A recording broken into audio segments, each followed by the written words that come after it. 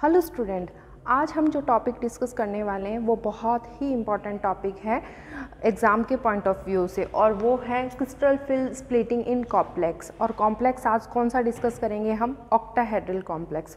Octahedral complex जो है उसमें स्प्लिटिंग किस तरह से होती है, क्योंकि अगर इसके ऊपर एक क्वेश्चन आता है तो एक बड़ा क्वेश्चन आता है और मेनली 3-4 मार्क्स का ये क्वेश्चन रहता है। तो हम देखते हैं ये किस तरह से होता है। पर इस पे बात करने से पहले हम डी ऑर्बिटल्स के बारे में एक हल्का सा रिव्यू ले लेते हैं कि डी ऑर्बिटल्स क्या होते हैं, उनकी शेप क्या होती है। तो जब हम डी ऑर्बिटल्स की बात करते हैं तो मेनली हम 5 डी ऑर्बिटल बनाते हैं और 5 को हम डिनोट करते हैं d x y, d y z, d z x, d x square minus y square and then d z square. ये पांचों के कक्षक जो होते हैं वो डीजेनरेट ऑर्बिटल्स कहलाते हैं। डीजेनरेट ऑर्बिटल्स क्या होते हैं? ऐसे ऑर्बिटल्स जिनकी एनर्जी जो होती है वो इक्वल रहती है, वो कहलाते हैं डीजेनरेट ऑर्बिटल्स। तो अब इनकी शेप देख लेते हैं कि किस टाइप की होती है। तो जो डी एक्स वाई है, ये एक्स है देन वाई है, तो ये हो जाएगा डी एक्स वाई। अगर मैं बात करूं डी वाई जेड की तो देन ये डी वाई जेड है। एंड देन अगर मैं बात करूं एक्स जेड की तो ये है आपका डी एक्स जेड। उसी तरह से बात करते हैं d x square minus y square की।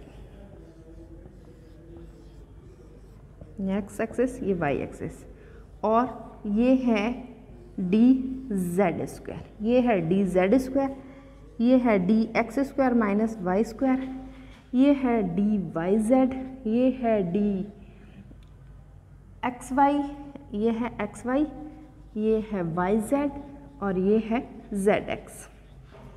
तो इस तरह से हमने डी ऑर्बिटल्स की शेप बना ली है, उनकी आकृतियाँ बना ली है।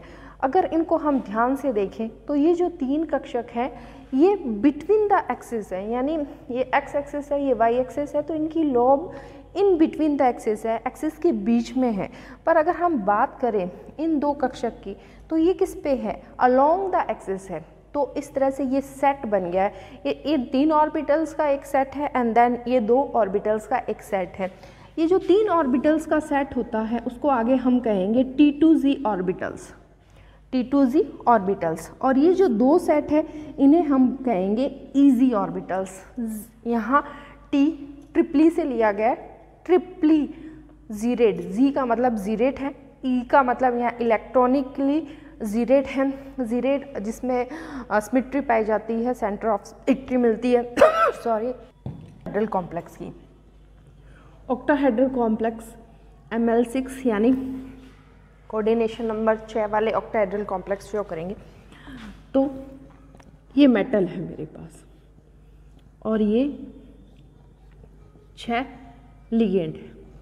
ये मेटल की तरफ आ रहे हैं, मेटल की तरफ आ रहे हैं, सेंट्रल मेटल की तरफ। तो बात करें कैसे होगा, ये मान लो मेटल का ऑर्बिटल है और ये क्या है? लिगेंड का ऑर्बिटल है। और अगर यहाँ मान लो मेटल का ऑर्बिटल है एंड देन लिगेंड का ऑर्बिटल है, तो ये तो क्या हुआ? इन बिटवीन द एक्सिस हो गया। और ये क्या हुआ? अलोंग द एक्सिस हो गया। तो ये जो लिगेंड जब मेटल के पास में आते हैं तो जो ऑर्बिटल्स अलोंग द एक्सिस होते हैं वो ज़्यादा एक्साइटेड हो जाते हैं, एनर्जी उनकी ज़्यादा हो जाती है या फिर ज़्यादा डिस्टर्ब हो जाते हैं। परंतु जो इन बिटवीन द एक्सिस है वो कम एक्साइटेड होते हैं, उनकी एनर्जी भी कम रहती है। तो इन बिटवीन द एक्सिस कौन थे? D x y, d y z, d z x. और अलोंग द एक्सिस कौन थे? D x square minus y square than d z square. तो हम इसको बनाते हैं कैसे? ये जो डी है, डी के कितने कक्षक हैं? यहाँ 5 है। जब आयन फ्री आयन फॉर्म में है कोई दिक्कत नहीं है, फ्री आयन में, फ्री आयन से ये थोड़ा एक्साइटेड स्टेट में चला जाएगा। ये एक्साइटेड स्टेट में यहाँ चला गया, एक्साइटेड स्टेट में चला गया, ये प्राइमरी एक्साइटेड स्टेट कर देते हैं। देन फर्दर इसकी क्या होगी? स्प्लिटिंग होगी। और इसकी स्प्लिटिंग होगी तो किस तरह से होगी, 3 कक्षक जो रहेंगे वो नीचे रहेंगे और जो 2 कक्षक हैं वो चले जाएंगे ऊपर। नीचे वाले कक्षक T2G कक्षक और ऊपर वाले कक्षक क्या कहलाएंगे, EG कक्षक कहलाएंगे। और ये जो लाइन है बीच में, ये बेरी सेंटर लाइन है। तो इस तरह से ये जो कक्षक थे वो इन बिटवीन द एक्सिस थे, तो इनकी एनर्जी कम है, स्टेबिलिटी ज़्यादा है, और ये जो EG कक्षक है वो ज़्यादा ही एक्साइटेड हो गए, एनर्जी उनकी ज़्यादा हो गई।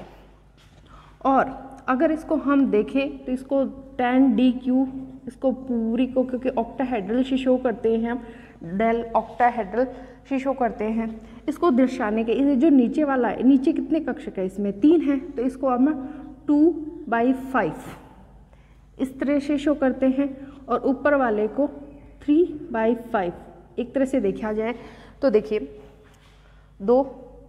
5 कक्षक है तो ये 2/5 आएगा, माइनस का आता है यहाँ, या फिर -0.4 ये आता है, यहाँ आता है 0.06, इसको क्योंकि इससे डिवाइड करते तो इतना ही आता है, पॉजिटिव का आता है। कहने का मतलब ये दोनों एनर्जी इसमें कंजर्व ही रहेगी, क्योंकि 3 है, 3 को 2 से मल्टीप्लाई करो तो सेम आएगा, इसको भी इससे मल्टीप्लाई करो तो सेम आएगा। कहने का मतलब दोनों जो वैल्यूज़ है वो सेम रहेगी। तो इस तरह से ऑक्टाहेड्रल के अंदर स्प्लिटिंग होती है, और ऑक्टाहेड्रल में स्प्लिटिंग होने के बाद हमें इलेक्ट्रॉन्स की फिलिंग करनी हो तो अगर स्ट्रॉन्ग लिगेंड है तो अलग से फिलिंग होगी, और अगर वीक लिगेंड है तो अलग से फिलिंग होगी। फॉर एग्जांपल अगर बात करूँ मैं, फर्स्ट सेकंड थर्ड यहाँ इलेक्ट्रॉन फिल हो जाएंगे, देन फोर्थ वहाँ जाएगा अगर वो वीकर लिगेंड है तो। परंतु अगर स्ट्रॉन्ग लिगेंड है देन फर्दर यहीं यहाँ पे पैरिंग हो जाएगी, देन 7th इलेक्ट्रॉन इस ऑर्बिटल्स के अंदर जाएगा। तो इस तरह से हमने देखा ऑक्टाहेड्रल कॉम्प्लेक्स में किस तरह से स्प्लिटिंग होती है। ये स्प्लिटिंग वाला जो टॉपिक है बहुत ज़्यादा इम्पॉर्टेंट टॉपिक है। Thank you.